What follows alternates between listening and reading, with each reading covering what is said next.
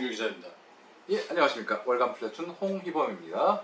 예, 안녕하십니까. 저는 초롱방송을 운영하고 있는 초롱이 아빠라고 하고요. 또 이번에 데닉스 제품 또 수입을 맡고 있는 하비 스튜디오의 그것도 김광민 대표입니다. 설명도 길어. 안녕하세요, 오영훈입니다.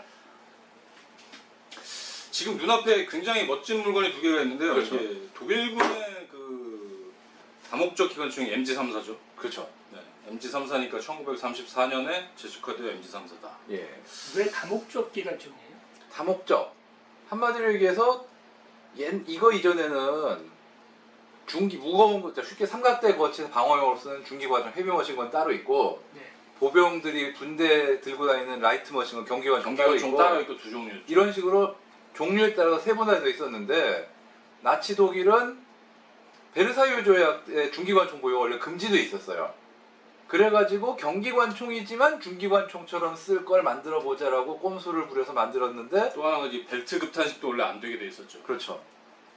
그래가지고 만들어 놓고 보니까 야 좋다, 이 컨셉으로 그냥 가자. 네. 그래가지고 밀어붙인 게 이 다목적 기관총 컨셉입니다. 한마디로 경기관총이지만 총열을 교체해서 장시간의 연사도 가능하게 하고, 삼각대 거치해서 그렇게 해서 방어용으로도 쓸 수 있고, 그렇죠. 차량용으로도 쓸 수 있고, 한마디로 정말 하나로 다목적으로 다 할 수 있죠. 일석삼조 하자는 거였죠. 거의 사실 이게 그 총신 교환만 빨랐으면 MG42가 안 나왔을 수도 있어요. 아, 그건 아니에요. 그건 아니긴 한데, 근데 사실 이게 MG34S 같은 경우는 1500발까지 나오거든요. 그렇죠. 아니 그때 근데 꼭 근데 그 방식만이나 생산 문제는 아니니까 네, 그 여러 가지 이유가 있긴 있어요. 발사 속도뿐만 아니라 뭐 MG34라면은 아까 말한 대로 최초의 다목적이라는 의미가 넓은 의미로 보면은 이제 중기관총, 경기관총 다양하게 쓰고, 한 더 번에 넓게 쓸수 본다면은 있게. 어떻게 보면 최초로 대공 사격도 가능하고 차량용으로도 쓰고 탱크의 내부 적재 기관총으로도 쓰였던,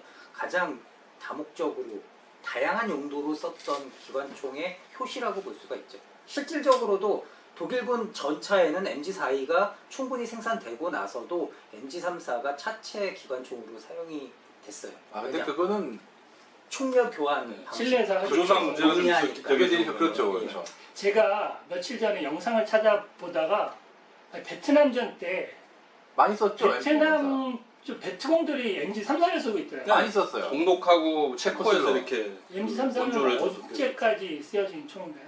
지금도 쓰여요. 어딘가에서는 사실상 아프리카나 그렇게 말하면 지금도 뭐 최소한 어느 정도 MP44 정규군 비스무리슨 해야 쓰고 있다고 얘기를 일단은 하지. 이스라엘군이 70년대 초반까지는 어떤 형태로든 썼고, 그 다음에 베트남도 주로 후방이라든가 베트콩용으로 70년대까지 썼고, 여차저차 하면 80년대까지는 조금 밀어볼 수 있지 않을까 싶네요. 현역으로는 그렇죠. 80년대까지도 네. 썼겠죠. 비공식적으로는 아까 농담처럼 말씀드린 것처럼 지금도 CDR에서 쓸 것 같아요. 지금도 아프리카나 중동에서는 네, 현역으로 아마 쓰일 겁니다. 당군들이 쓰는 것까지 하면 뭐 예, 현역이죠. STG-44와 더불어 지금까지도 쓰는 마르고 것이 달토로. 그리고 이게 또 일반적으로 갖고 있는 인식이 이게 이렇게 얇고 가는기 때문에 가볍다라고 생각하거든요. 안 가볍습니다. 근데 실제로는 이게 M60보다 무겁습니다. M60에 한 10.5kg 나가는데 이게 12kg가 넘어요. MG42하고 비교해서 전혀 더 안 가벼워요. 근데 사람들은 일반적으로 이거를 M60보다 가볍다고 생각을 하는 네, 사람들 네, 이제 네. 그거를 아마 이 자리에서 M60과 MG34와 MG42를 실총을 비교해 본 사람은 아마 제가 유일하지 않을까 싶어요. 야, 왜냐면 그 시카고 박수. 레지멘탈에 그대로 있으니까. 근데 하긴 미국에도 그렇게 별건 한국에는 없다. 별건 아닌데. 별거 아닌 거 되게 거창하게 얘기했는데 근데 왜 제가 그런 말씀을 드리냐면은, 저는 그동안은 말씀드린 것처럼 이게 얄쌍하니까 그렇게 크게 무겁지 않다라는 아마 선입관이 있었던 것 같아요. 근데 네, 대부분 실질적으로 그렇죠. 세자루를 들고 보면은 얘가 제일 무겁고, 맞아요. 정말 거의 체감상으로는 MG42보다 얘가 거의 한 2배 가까이 무거운 걸로 느껴질 정도. 그냥 무겁다 이 얘기만으로는 설명이 안 되고 왜 무거운지 설명을 좀 해주시면. 예. 간단히 얘기해서 이게 얄싹한 게 M60이나 MG42 같은 경우 이런 덩치들이 철판을 프레스를 하는 거기 때문에 겉에 덩치는 좀 있어 보여도 실제로 차지하는 그 최저 그 소재의 체적은 생각보다 적어요. 근데 이거는 쇠 깎은 거예요. 최적 통으로 쇠를 그냥 깎아 만든 그렇죠. 한마디로 이거 두꺼운 쇠 튜브고, 여기도 이 말을 쇠덩어리 깎아서 만든 거고, 여기도 이 25도 쇠덩어리 깎아서 만든 거 실물은 아까 떨어지네. 예. 한마디로 심지어 이 리시버 커버도 그건 아니고 쇠를 깎은 건 프레스인데 프레스. 그렇긴 해도 프레스지만 MG42보다 좀 더 손이 많이 갔어요 이게. 두껍고요. 우리가 보기에는 좀 설명이 쉬운 걸로는 AK47과 AKM의 그렇지, 차이가 맞아요. 예. 비슷하다고 볼 수 있겠네요. AKM이나 AK47이나 부피는 거의 비슷하지만 47이 훨씬 무겁죠. 그거 똑같은 거예요. 그리고 사속도 이게 M60보다도 실제 훨씬 빠르죠. 아니요 느려요. M60, 60하고 비교하면 훨씬 빠르죠. 100발 정도 나오는데 그렇죠, M60은 그렇죠. 550, 650 이렇게 나오죠. 60보다 빠르죠. 그렇다고 M60이 뭐 기술이 없어 그렇게 한 건 아니고요. 이분이 또 이렇게 너무 심하게 쏘는 기관총을 선호하지 않는 좀 그런 거. 저는 야, 총알이 뭐 어디 나만 아니야? 네가 흙파서 총알 만드냐? 그 마인드죠. 그러니까 독일군은 갈수록 더 빠른 사속을 원했고 그래서 1200발짜리 MG42가 나온 거고. 독일군의 아무튼 대표적인 그렇죠. 다목적 기관총 두 자루 중에 하나고 실질적으로 생산성과 어떤 이런 것들을 전반적인 것들을 따져봤을 때는 뭐 MG42가 더 월등히 앞서긴 하겠지만 생산성이라든지 그런 걸 완성도라든지 이런 것들을 봤을 때는 솔직히 이게 더 멋있어요. 더 사실. 멋있고 더 높다라고 볼 수가 있겠죠. 그리고 이게 MG42, MG가 뭘 뜻하는 건지 사실 모르는 분들이 의외로 있던데. 네. 그 아까 보다가 한 얘기인데. 그렇죠. 네. 뭐의 약자냐? 마을 근거. 새마을 둔 거예요. 그렇죠. 마쉬는 말- 개념가 그런 아니었어요. 실총 뭐 요즘 속았습니다, 것으로 속았어. 정리를 해보면은 뭐 될 것 같고요. 실총의 개념 이게 또 MG34는 태세전환이 빠르니. 네.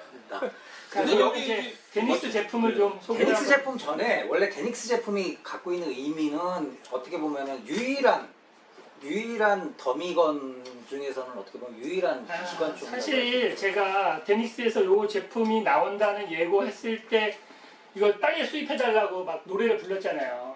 근데 토이건이 없었던 건 아닌데 그 쓸만한 토이건은 없었어요. 정말 흔치가 않았어요. 토이건이 MG34가 어떤 게 있었죠?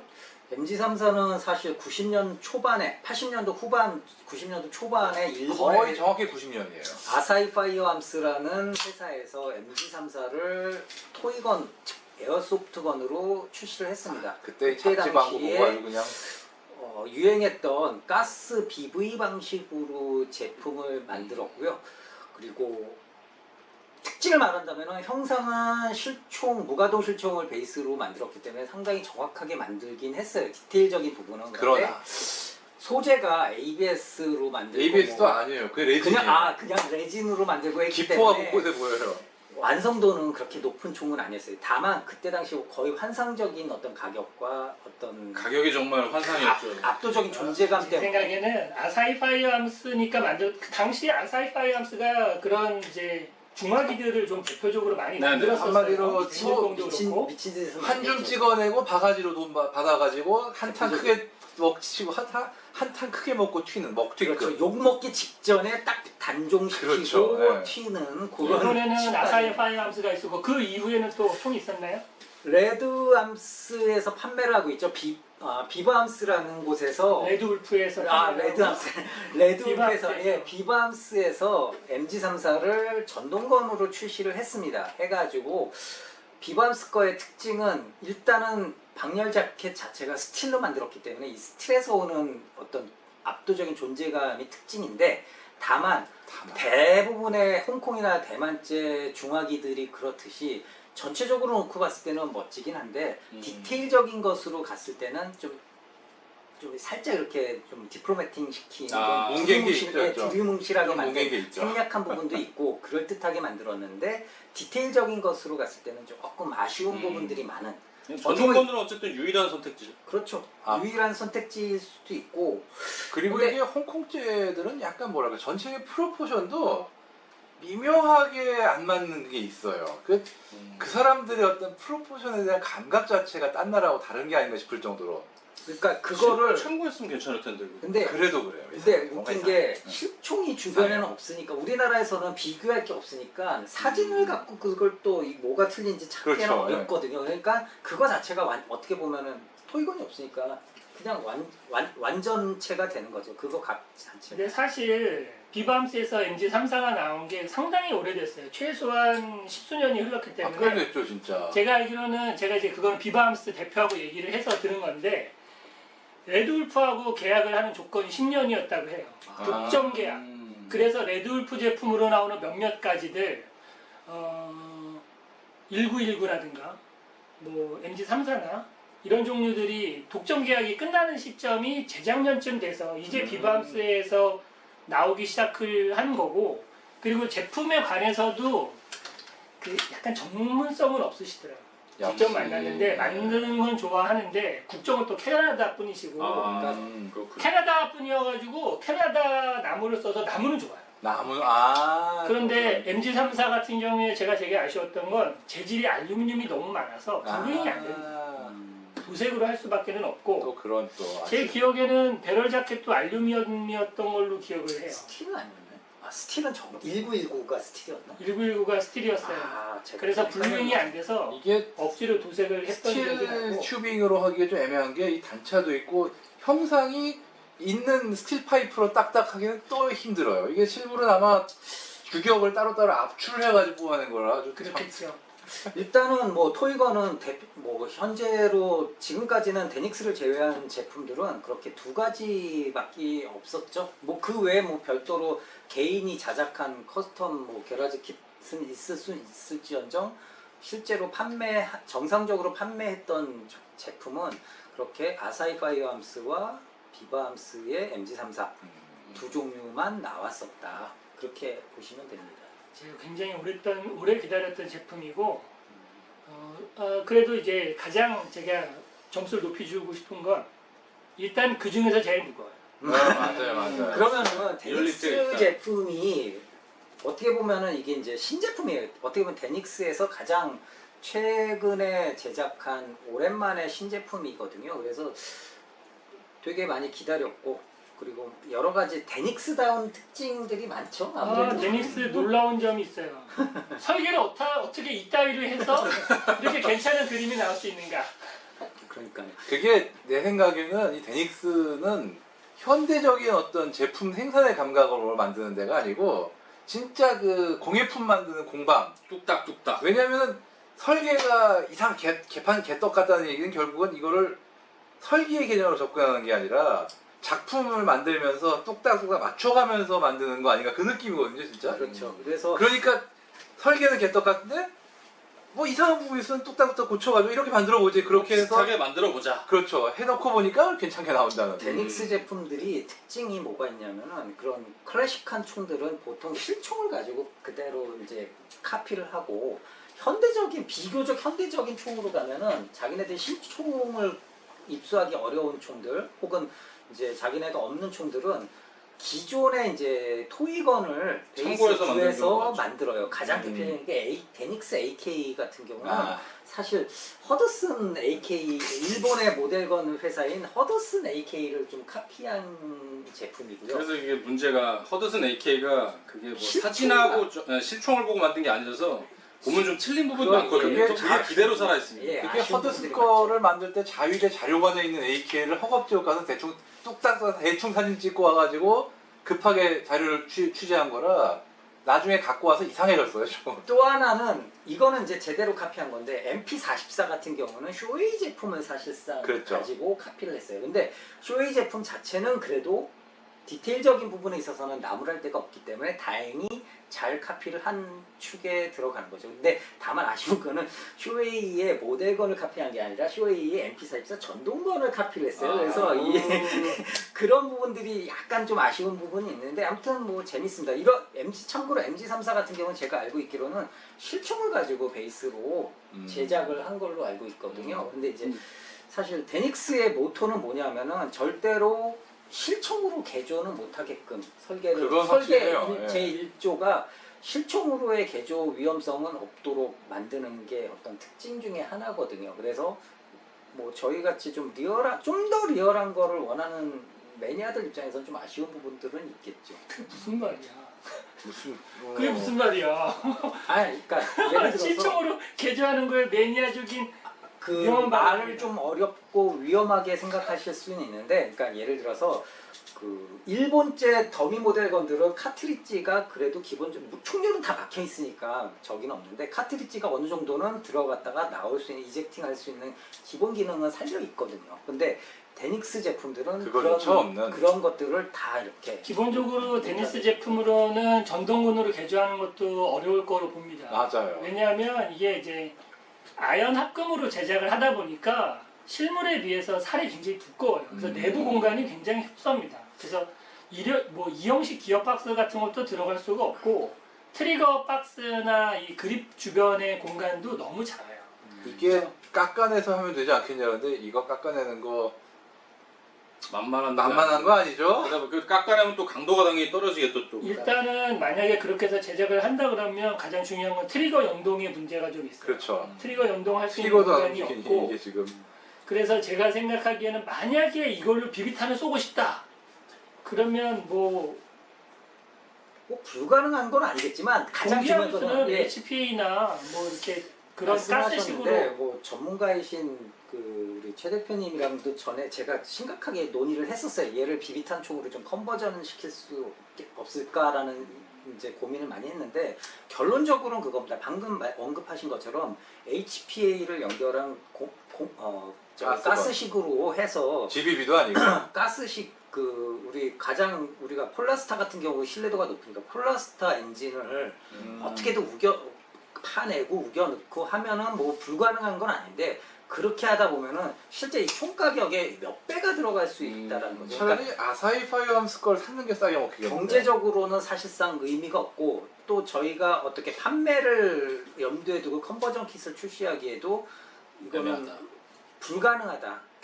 경제성이 사실상 떨어진다. 한마디로 제품으로 출시하기는 어렵고 개인이 한다 그러면 뭐 몇 개월 그렇게 고생하시면 충분히 만들 수 있을 수도 있다. 몇 개월 고생하시거나 몇 개월치 월급을 투자를 하신다면 가능하지 않을까라는 생각이 듭니다. 그래서 데닉스가 재밌게 잘 만들었습니다. 특징을 본다면은 움직일 수 있는 부분이 극히 한정돼 있다라는 거, 데닉스 제품답게. 그래서 딱 장전 손잡이와 연동해서 이 트리거 이거 그리고 다 안에 움직여요. 볼트가 이건 움직이죠. 예 장전이 되죠. 장전이 되고 이렇게까지 딱 요거까지만 원래는 요거까지만 움직이고요. 그리고 이제 그 외에 이제 부수적인 어떤 리어 사이트와 프론트 사이트 정도까지만 움직이는 거.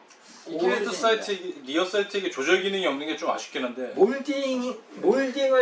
몰딩으로 해버렸죠. 오히려 저게 더 생산하기 어렵지 않을까 싶기도 한데. 그런데 얘를 눌러서 상하로 움직이기 위해서는 그 안에 들어가는 연동 구성이 너무 많아요. 그렇죠. 그러니까 네, 그래서 몰딩을 처리를 그거 치곤 몰딩을 정말 잘 찍어냈어요.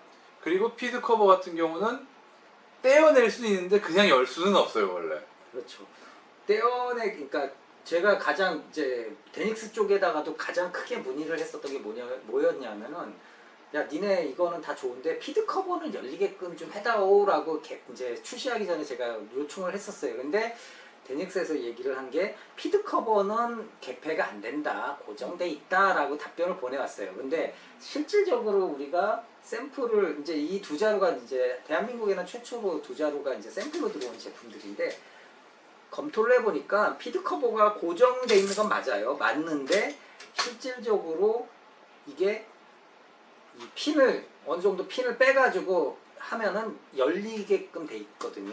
빠진다. 열리게끔 돼 있거든요. 근데 정상적인 컨디션에서는 열리지는 못합니다. 핀을 타이트하게 핀을 엄청 핀펀치해서 타이트해요. 예. 때려서 뺀 다음에 여기부터 시작해서 빼서 피드 커버를 벗겨내야 되는 거거든요. 그러니까 정상적으로 피드 커버를 실총처럼 정상적으로 이 피드 트레이 저기를 해가지고 당겨가지고 뺄 수 있는 게 아니고요. 그래서 여러 가지 좀 아쉬운 점은 있지만 그래도 데닉스가 이스터에그 식으로 살짝 숨겨놓은 기능처럼 깜찍하게 이런 식으로도 어느 정도 열릴 수 있는 여지는 두었기 때문에 크게 어렵지 않게 열을 수는 있다.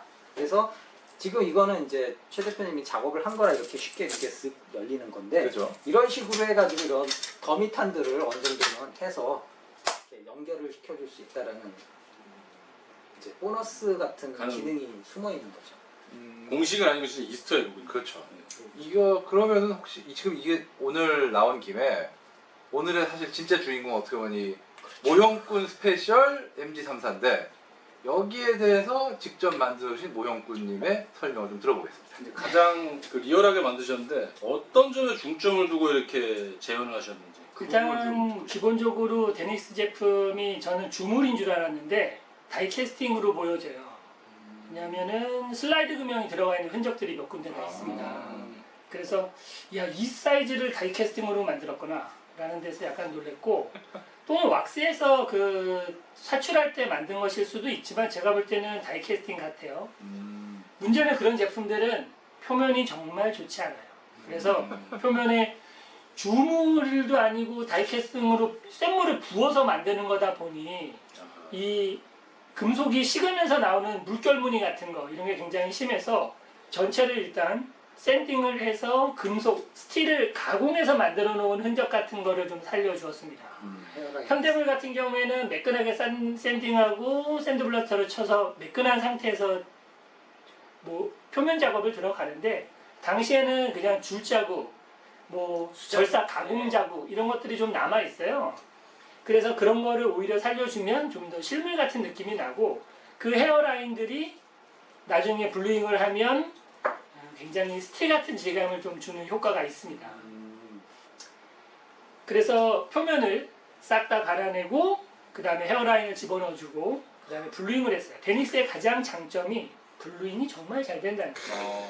알루미늄이 아니고 아연 합금이기 때문에 블루잉용에게 반응을 잘 합니다. 아하. 문제는 아주 진하게 되진 않아요. 살짝. 그래서 살짝 밝습니다. 그래서 저는 그걸 이용을 해서 일부러 약간 밝은 부분, 짙은 부분을 혼재를 해서, 실제로는 이 리어 사이트 같은 경우에도 요게 요 하나가 한 덩어리, 얘가 한 덩어리에서 그냥 두 덩어리짜리예요.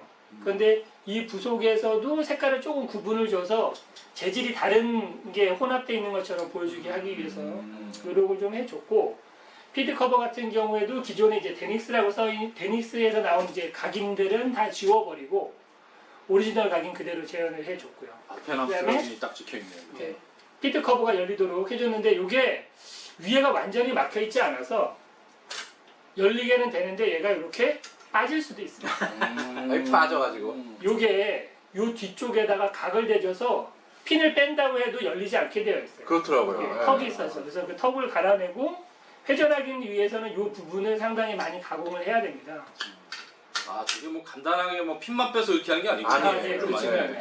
생각보다 가공이 많아요. 네. 이런 식으로 열었다 뺐다 하려면은 이렇게 요것도 가공을 가동하게 만들고 싶었는데 아. 요거 가동을 못하게 되는 게 요 안쪽에 살을 보면 그 두께만큼 네. 공간이 없어요. 아, 일부러 그렇게 한 것 같아요. 그래서 그거를 개조할 수가 없습니다. 안 그러면 요거 프레스로 하나 찍어서 만들어내지 않으면 안 되고, 요 하부 여기는 정말 요 한 덩어리를 정말 기가 막히게 예, 잘 친구들- 보시면은 완전히 기가 막힌다. 예. 기막히네 그냥. 헐. 잘 표현을 했어요. 콩으로 그냥 저거 다 예. 찍은 건가요? 처분이가 없어요. 청은이가 그냥 없는 진짜. 와, 야 이건 대단합니다. 그래도 데닉스 로고는 요 안에다가 안 보이는 데 넣어준 건 저는 칭찬할 만하다고 생각을 하고요.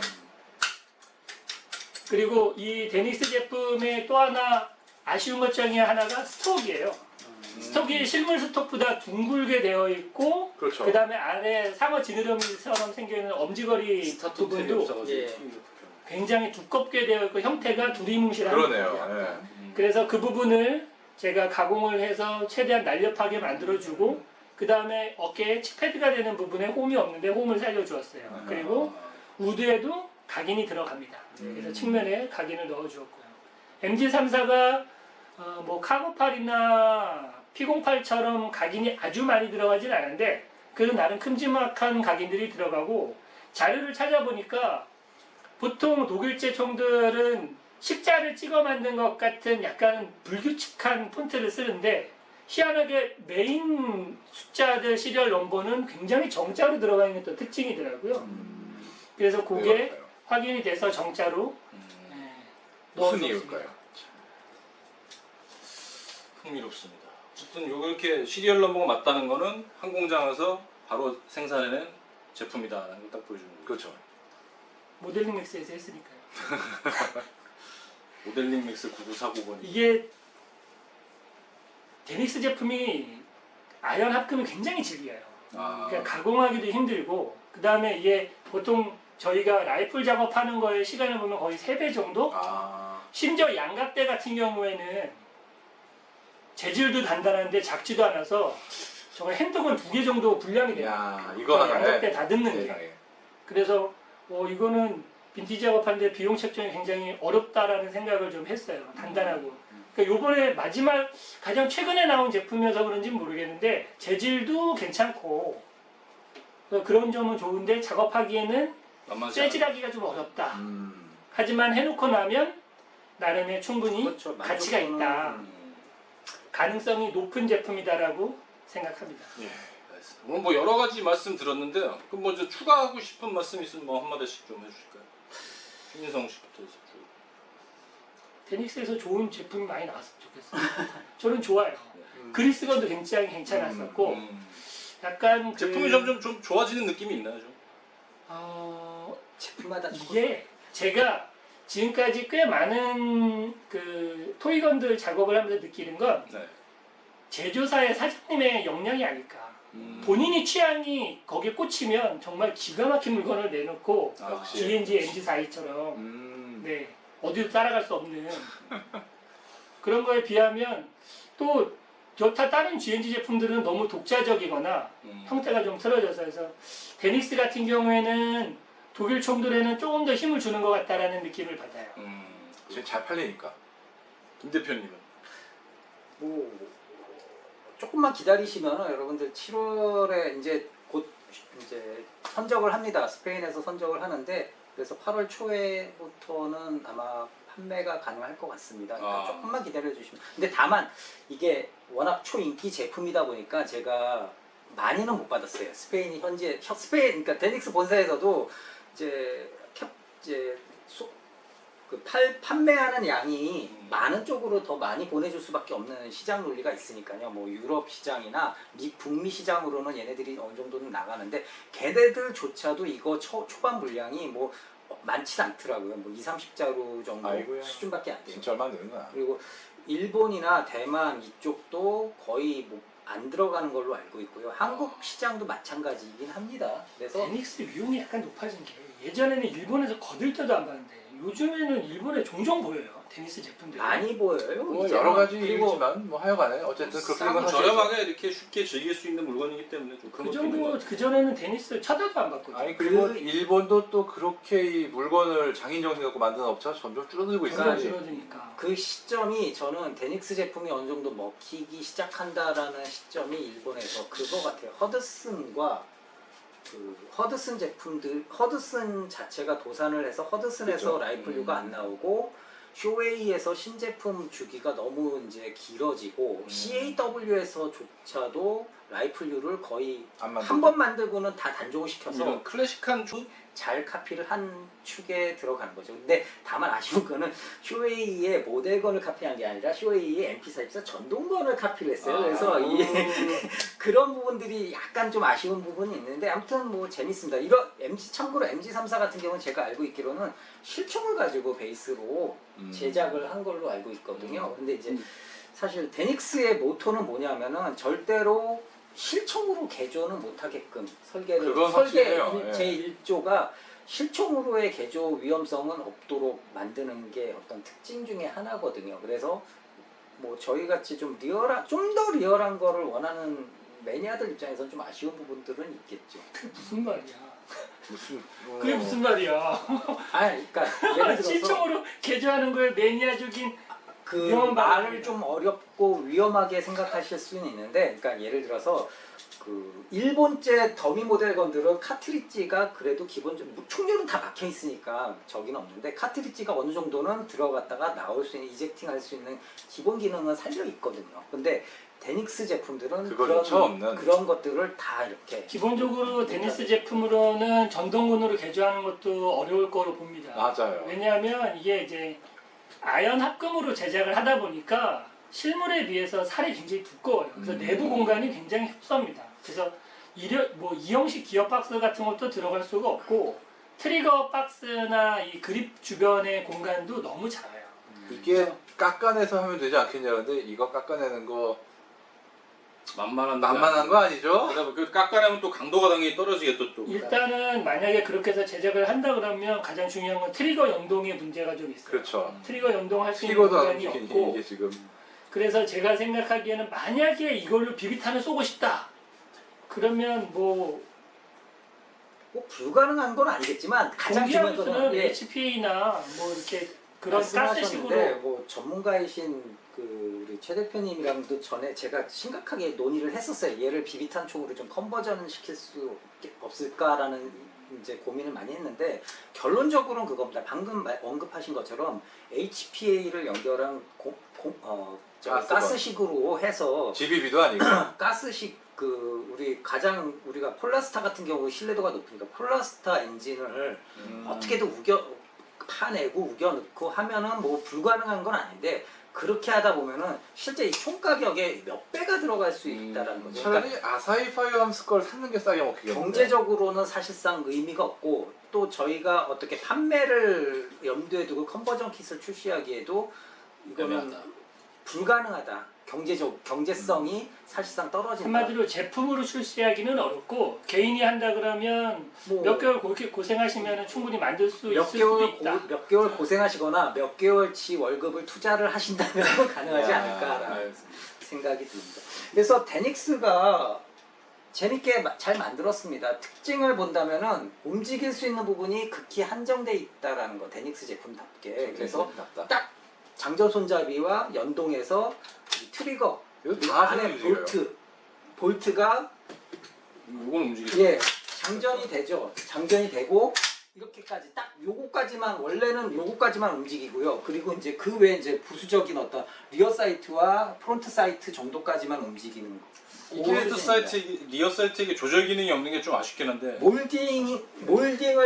몰딩으로 해버렸죠. 오히려 저게 더 생산하기 어렵지 않을까 싶기도 한데. 그런데 얘를 눌러서 상하로 움직이기 위해서는 그 안에 들어가는 연동 구성이 너무 많아요. 그렇죠. 그러니까 네, 그래서 몰딩을 처리를 그거 치곤 몰딩을 정말 잘 찍어내네요. 네.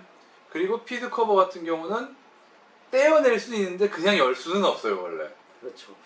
그러니까 제가 가장 이제 데닉스 쪽에다가도 가장 크게 문의를 했었던 게 뭐였냐면은 야 니네 이거는 다 좋은데 피드 커버는 열리게끔 좀 해다오라고 이제 출시하기 전에 제가 요청을 했었어요. 근데 데닉스에서 얘기를 한 게 피드 커버는 개폐가 안 된다, 고정돼 있다라고 답변을 보내왔어요. 근데 실질적으로 우리가 샘플을 이제 이 두 자루가 이제 대한민국에는 최초로 두 자루가 이제 샘플로 들어온 제품들인데 검토를 해보니까 피드 커버가 고정돼 있는 건 맞아요. 맞는데 실질적으로 이게 이 핀을 어느 정도 핀을 빼가지고 하면은 열리게끔 돼 있거든요. 빠진다. 열리게끔 돼 있거든요. 근데 정상적인 컨디션에서는 열리지는 못합니다. 핀을 타이트하게 핀을 엄청 핀펀치로 해서 타이트해요. 예. 때려서 뺀 다음에 여기부터 시작해서 빼서 피드 커버를 벗겨내야 되는 거거든요. 그러니까 정상적으로 피드 커버를 실총처럼 정상적으로 이 피드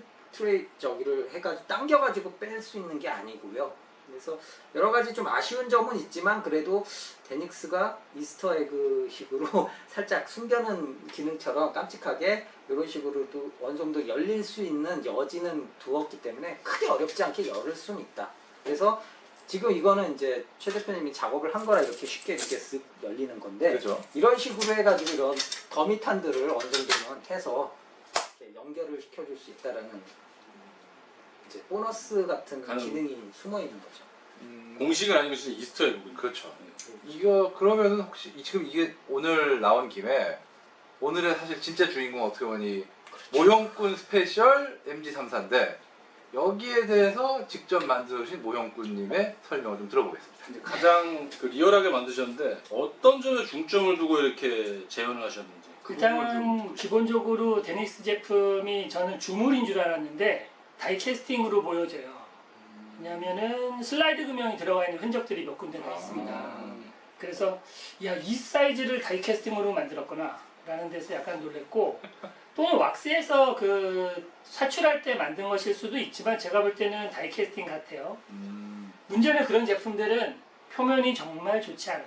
그래서 표면에 주물도 아니고 다이캐스팅으로 쇳물을 부어서 만드는 거다 보니 이 금속이 식으면서 나오는 물결 무늬 같은 거 이런 게 굉장히 심해서 전체를 일단 샌딩을 해서 금속 스틸을 가공해서 만들어 놓은 흔적 같은 거를 좀 살려주었습니다.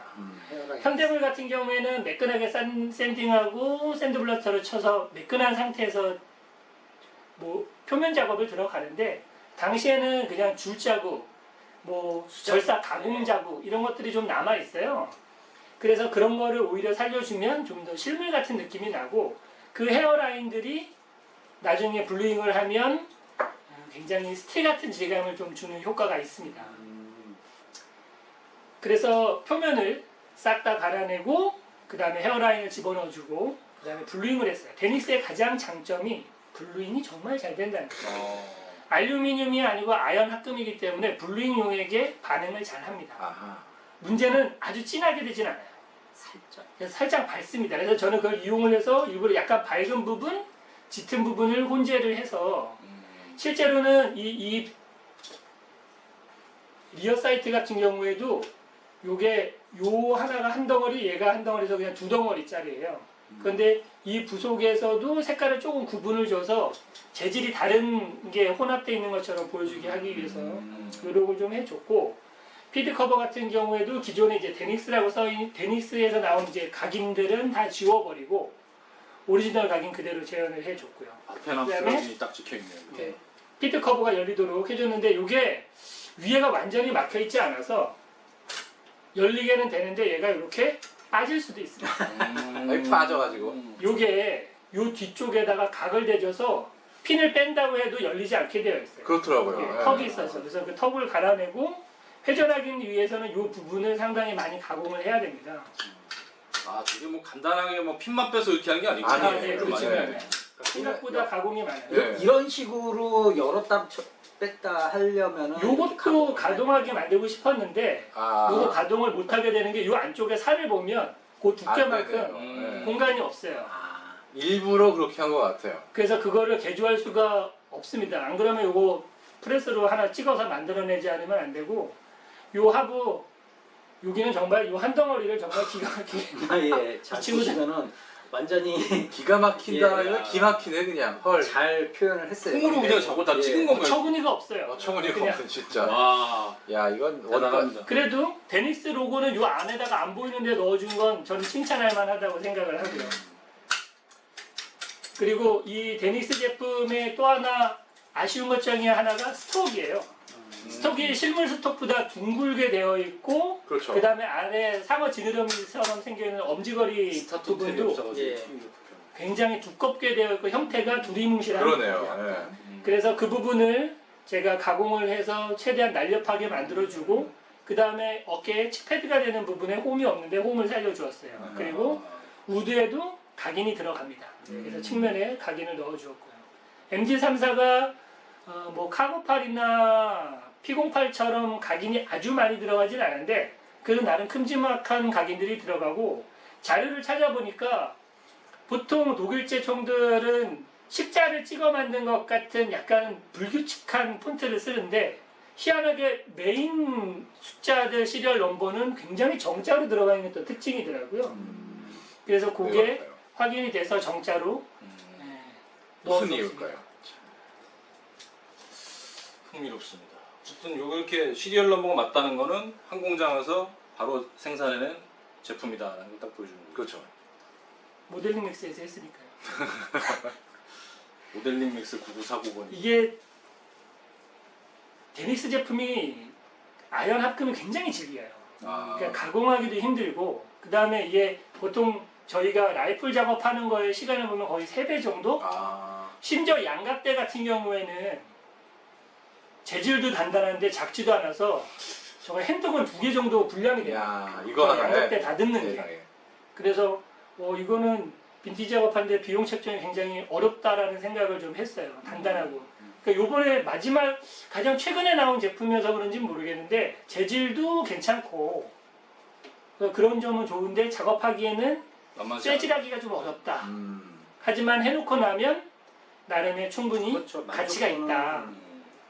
가능성이 높은 제품이다라고 생각합니다. 예, 알겠습니다. 오늘 뭐 여러 가지 말씀 들었는데요. 그럼 먼저 추가하고 싶은 말씀 있으면 뭐 한마디씩 좀 해주실까요? 신인성 씨부터 해서 쭉. 데닉스에서 좋은 제품이 많이 나왔으면 좋겠어요. 저는 좋아요. 음. 그리스건도 굉장히 괜찮았었고 약간 그, 제품이 점점 좀 좋아지는 느낌이 있나요, 좀? 제품마다 이게 제가 지금까지 꽤 많은 그 토이건들 작업을 하면서 느끼는 건 네. 제조사의 사장님의 역량이 아닐까. 본인이 취향이 거기에 꽂히면 정말 기가 막힌 물건을 내놓고 아, 역시. GNG MG42처럼 네 어디도 따라갈 수 없는 그런 거에 비하면 또 여타 다른 GNG 제품들은 너무 독자적이거나 형태가 좀 틀어져서 해서 데닉스 같은 경우에는 독일 총들에는 조금 더 힘을 주는 것 같다라는 느낌을 받아요. 지금 잘 팔리니까. 김 대표님은? 뭐 조금만 기다리시면 여러분들 7월에 이제 곧 이제 선적을 합니다. 스페인에서 선적을 하는데 그래서 8월 초에부터는 아마 판매가 가능할 것 같습니다. 그러니까 아. 조금만 기다려 주시면. 근데 다만 이게 워낙 초인기 제품이다 보니까 제가 많이는 못 받았어요. 스페인이 현재 스페인 그러니까 데닉스 본사에서도 이제 판매하는 양이 많은 쪽으로 더 많이 보내줄 수밖에 없는 시장 논리가 있으니까요. 뭐 유럽 시장이나 북미 시장으로는 얘네들이 어느 정도는 나가는데 걔네들조차도 이거 초반 물량이 뭐 많진 않더라고요. 뭐 2-30자루 정도 아이고야. 수준밖에 안 돼요. 진짜 얼마 안 되는구나. 그리고 일본이나 대만 이쪽도 거의 뭐 안 들어가는 걸로 알고 있고요. 한국 시장도 마찬가지이긴 합니다. 그래서 데닉스 비용이 약간 높아진 게 예전에는 일본에서 거들 때도 안 봤는데 요즘에는 일본에 종종 보여요. 데니스 제품들이. 많이 보여요. 뭐 이제는. 여러 가지 그리고 이유지만 뭐 하여간에 어쨌든 그렇게 싸고 건 저렴하게 이렇게 쉽게 즐길 수 있는 물건이기 때문에 좀 그런 그 것도 있는 것 정도 같아요. 그 전에는 데니스 쳐다도 안 봤거든요. 아니 그리고 그- 일본도 또 그렇게 이 물건을 장인 정신 갖고 만드는 업체가 점점 줄어들고 점점 있어야지. 줄어드니까. 그 시점이 저는 데닉스 제품이 어느 정도 먹히기 시작한다라는 시점이 일본에서 그거 같아요.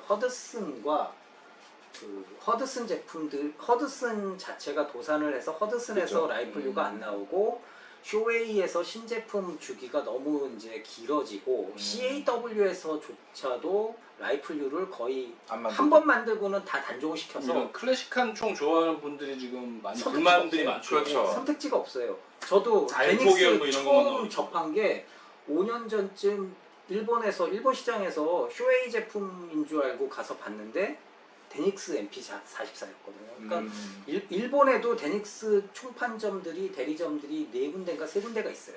그러니까 어느 정도 이제 일본에서 어차피 대전물들 많이 하니까 DP8 좀 만들어줘요. 맞아. DP8 DP8. 그 정도 나와줘야지. 아무데도 나오게. 쟁반으로도 쓸 수 있고. 그 쟁반 찍는 게 좀 힘들어서 어쩔지 모르겠네요. 근데 플라스틱으로 해야 되나? 아니 DP8 탄창은 그냥 아유, 실물을 구하는 게 더 싸게 먹힐 수도 하긴, 있어요. 진짜. 사실.